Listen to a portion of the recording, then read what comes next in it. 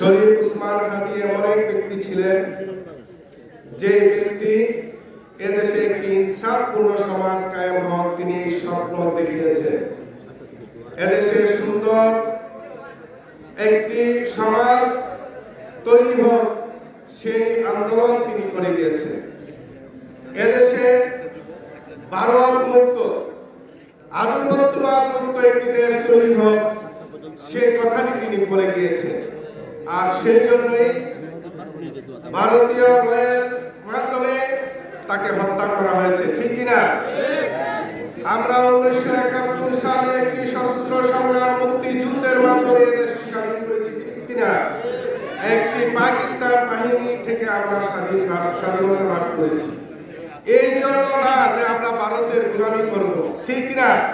আমরা কি ভারতের গোলামি করার জন্য এদেশ স্বাধীন হয়েছে? এই দেশ ভারতের গোলামি করার জন্য এদেশ স্বাধীন হয় নাই। কিন্তু বাংলাদেশের একটি শ্রেণী তারা নিজেদের স্বার্থের জন্য বাংলাদেশটাকে এতদিন ভারতের গোলাম বানিয়ে রেখেছিল, ঠিক না? কিন্তু আজকে 5ই আগস্ট একটি ছাত্র জনতার বিপ্লবের মধ্য দিয়ে এই ভারতীয় আধিপত্যবাদকে আমরা বিতাড়িত করেছি। এই আধিপত্যবাদ বিতাড়িত হওয়ার পর এদেশের মানুষ একটি স্বপ্ন দেখেছিল যে এখন হয়তো এই দেশটি সুন্দর একটি দেশে পরিণত হবে, যে দেশের মানুষ শান্তিতে বসবাস করবে, যে দেশের মানুষ চাঁদাবাজি থাকবে না, দুর্নীতি থাকবে না, জুলুমবাজ থাকবে না, এমন একটি সমাজ দেশের মানুষ আশা করেছিল, ঠিক কিনা? কিন্তু আমরা এখন প্রায় 1.5 বছরের মাথায় এসে আমরা কি তা দেখতে পেয়েছি? সুন্দর সমাজ পেয়েছি? হয় নাই। বরং যারা আগে করেছে তাদের চাচাতো ভাই, খালাতো ভাই, ফুফাতো ভাইয়ের কাছে দায়িত্ব স্থানান্তর করেছে। এই খালাতো ভাই, ফুফাতো ভাইয়েরা আবার এই চাঁদাবাজির মাধ্যমে রাষ্ট্র ক্ষমতায় যেতে চায়। আজকে লোকেরা আবার রাষ্ট্র ক্ষমতায় যেতে চায়। শহীদ শরীফ উসমান হাদি তিনি এই চাঁদাবাজ, দুর্নীতিবাজ এবং যারা রাষ্ট্র ক্ষমতায় জোর করে যেতে চায় তাদের বিরুদ্ধে ছিল তার সংগ্রাম। তার সংগ্রাম ছিল ভারতীয় আধিপত্যবাদের বিরুদ্ধে। সেই সংগ্রাম করে তিনি আমাদেরকে দেখিয়ে দিয়েছেন আগামীতে যে রাষ্ট্র গঠন হবে সেই রাষ্ট্র গঠন হবে চাঁদাবাজ মুক্ত রাষ্ট্র।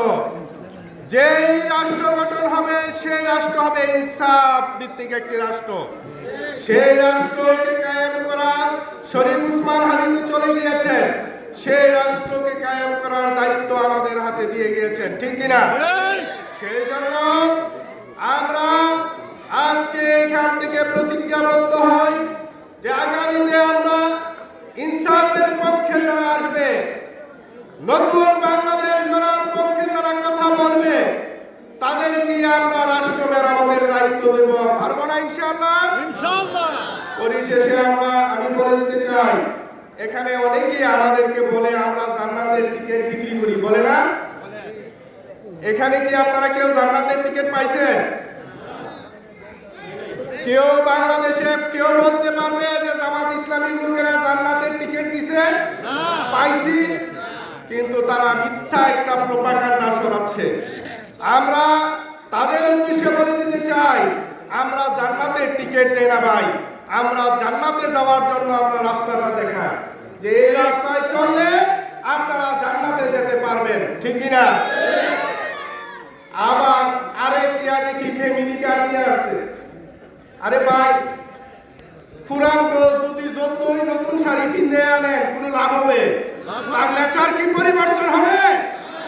আপনি 31 দফা, 32 দফা, 6 দফা যত দফাই আনেন লোকগুলা কিন্তু ওরাই।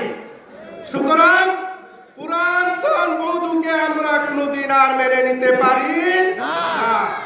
নতুন বিকল্প আমরা তৈরি করব, যে রাষ্ট্রটাকে সুন্দরভাবে সাজাবে, দুর্নীতিমুক্ত একটি সমাজ গঠন করবে, চাঁদাবাজ রাষ্ট্র গঠন করবে, যে রাষ্ট্রের মাধ্যমে কোনো বৈষম্য থাকবে না ইনশাআল্লাহ।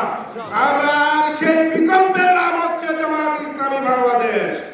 আপনারা ইতিমধ্যেই দেখেছেন সারা বাংলাদেশে যেভাবে গণজোয়ার সৃষ্টি হয়েছে, ইনশাআল্লাহ আগামীতে এই বাংলাদেশের রাষ্ট্র ক্ষমতায় জামাত ইসলামী যাবে ইনশাআল্লাহ।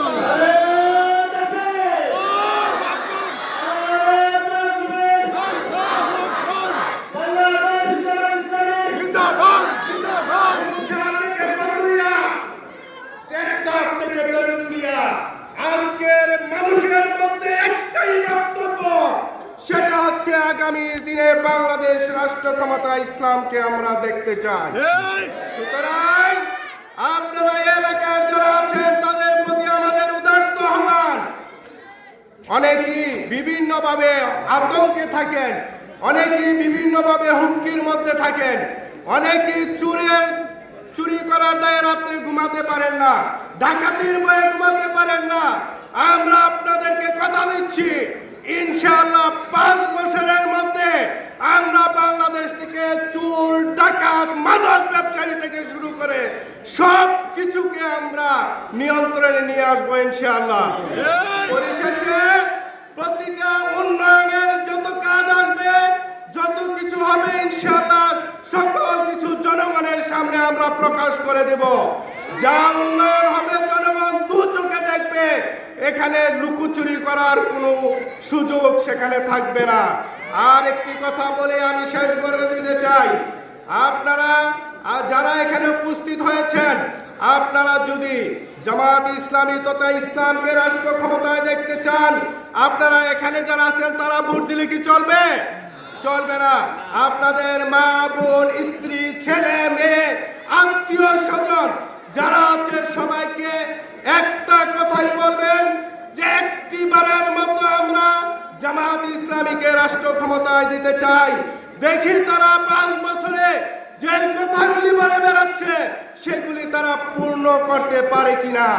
যদি তারা না করতে পারে 5 বছর পরে আবার পরিবর্তনের সুযোগ আছে কিনা, সে সময় আমাদেরকে গুড বাই জানাবেন, বলবেন যে আপনারা তো সুন্দর সুন্দর কথা বলেছিলেন কিন্তু সেই কথা কাজে আপনাদের মিল পাই নাই।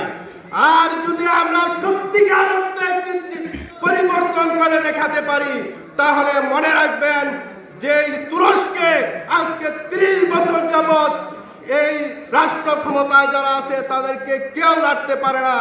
এদেশেও যদি এদেশের জনগণ চায়, এদেশের মানুষ চায়, জামাত ইসলামীকে যদি উন্নয়নের দিক দিয়ে তারা স্যাটিসফাই মনে করে, আমি মনে করি এদেশের মানুষ জামাত ইসলামকে সবসময় ক্ষমতায় রাখবে।